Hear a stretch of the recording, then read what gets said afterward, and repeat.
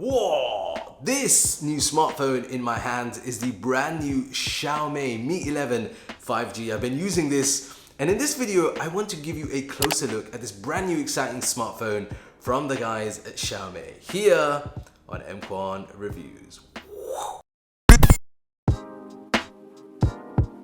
So the Xiaomi Mi 11 has been positioned by the brand as a premium offering, which brings plenty of upgrades over its predecessor, the Mi 10. The first place you'll notice this is the design. So the Mi 11 is long and thin, but despite its size, it's fairly comfortable to hold and use one-handed. It's a whole 12 grams lighter and 0.9 millimeters thinner than the previous generation. And the Mi 11 has got a premium look and feel thanks to the aluminium frame and glass, both on the back and also the front, with Corning Gorilla Glass Victus on the display to help with durability. Now the phone features a quad curved design to enhance that premium look and feel. The curved display design can have issues with unintentional touches, but Xiaomi have also included a sensor to help prevent this, and for the most part it's worked quite well for me. It's available in beautiful colors, including this midnight gray, which is what I've been using.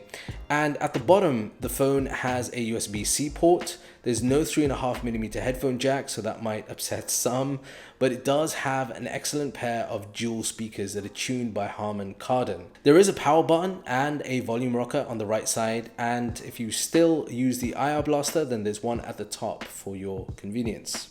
So on the front is a stunning wide quad high definition display featuring a pixel-packed 515 ppi. It's one of the most detailed displays that also supports HDR10 and has great peak brightness of 1500 nits, which is quite necessary for the bright sun that we get here in the Middle East. Now the display is a 6.81 inch AMOLED display. It's got an impressive, check this, 480 Hz of touch sampling for extremely accurate sensitivity, and then 120 Hz adaptive sync to help with better battery savings.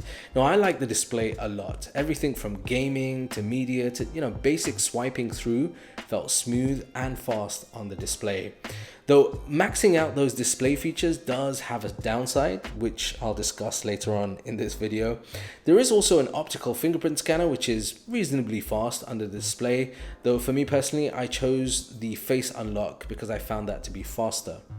The Mi 11 is packing the Snapdragon 888 chipset, and that's paired up with either 8 or 12 gigabytes of RAM and then storage to match. Be aware there's no option to upgrade the storage. Now, as far as multitasking, graphic intensive, the phone performed very well, and I think that's part down to the snappy experience that you get with the chipset, but also the high touch sampling rate.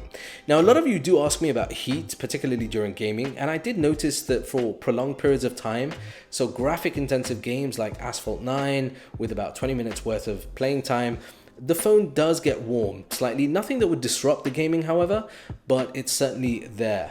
The Snapdragon 888 chipset also supports 5G, which is still patchy on the island that I'm living on, but once 5G signal was there, the speeds were pretty much as I expected. Now the Mi 11 runs Google's Android 11 OS and also its own MIUI 12, which is a software that's laid over the top. Now, thankfully, there's less bloatware than we've seen in the past, but there are plenty of customization options that are available if that's your thing.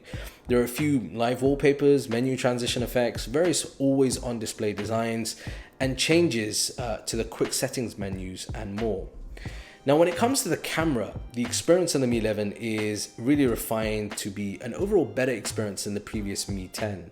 So there's that main camera, which is a 108 megapixel f1.9. It also features a custom OIS module.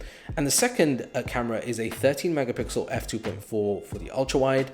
And the third is a 5 megapixel f2.4 for something that's called a tele macro camera. More on that in a moment. Now the images taken with the main camera have good contrast and dynamic range.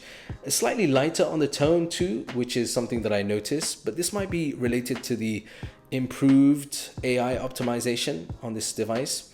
The ultra wide images are brighter too, but if you compare images taken with the main lens with the ultra wide, the photos have this lower resolution and they don't have the sharpness and contrast that you're going to get with the main camera. Now the Mi 11 does support zoom up to 30x, but as you can see from these examples, anything after around 10x really lacks that clarity and detail. I mean, here's an image taken with the 108 megapixel camera itself, no pixel binning, and you'll notice that there's plenty of details in the shot. So low light images are also good, particularly at 1x with plenty of light. There's contrast and details there as well, but you start to notice more noise the more that you zoom in.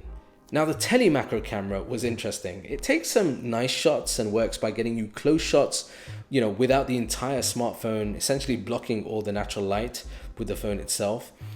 I've said this before, but I'm not a big fan of the macro lenses. I don't think they are, particularly useful day to day. For those of you that do like this lens, I think you'll be happy with the results. Portrait shots, both of humans and inanimate objects, come out quite nicely with the AI optimization, doing a good job, particularly around the edges. And the front selfie 20 megapixel camera does take some decent shots, despite the slightly washed out look with colors.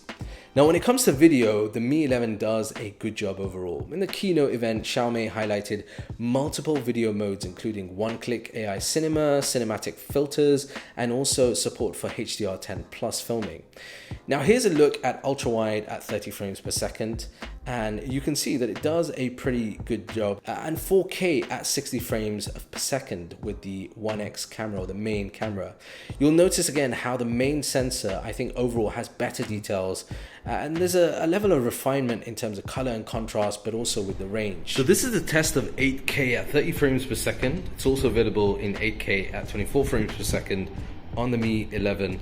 In my testing, I found that the 8K on the Mi 11 actually is pretty decent. It does a very good job, particularly when you compare it with some other smartphones that have 8K.